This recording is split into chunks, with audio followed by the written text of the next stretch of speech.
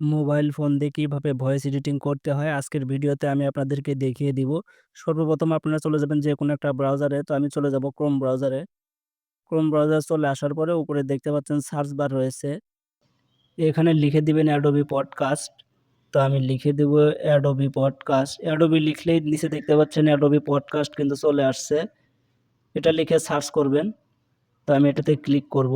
এটাতে ক্লিক করার পর এখানে কিন্তু একটা ওয়েবসাইট চলে আসছে। আপনারা যেটা করবেন এই ওয়েবসাইটটির উপরে ক্লিক করবেন।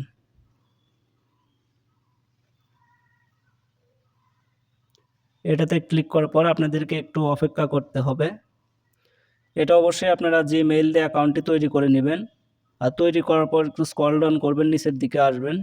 নিচের দিকে আসার পরে এখানে দেখতে পাচ্ছেন গো টু এনহ্যান্সিং পেজ নামের একটা অপশন রয়েছে, এটাতে ক্লিক করবেন। এটাতে ক্লিক করার পরে এখানে দেখতে পাচ্ছেন চয়েস ফাইলস নামের একটা অপশন রয়েছে, চয়েস ফাইলস এটাতে ক্লিক করবেন।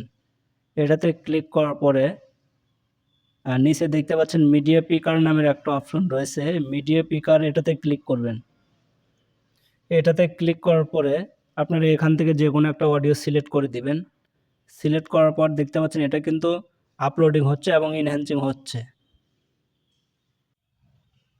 নিচে দেখতে পাচ্ছেন ডাউনলোড নামের অপশন রয়েছে, অবশ্যই ডাউনলোড করে আপনারা গ্যালারিতে নেবেন। সো ভিডিওটা যদি ভালো লাগে অবশ্যই ফেসবুক পেজটিও ফলো করবেন এবং যারা আমার ইউটিউব থেকে দেখছেন অবশ্যই সাবস্ক্রাইব করে সাথে থাকবেন। ধন্যবাদ সবাইকে।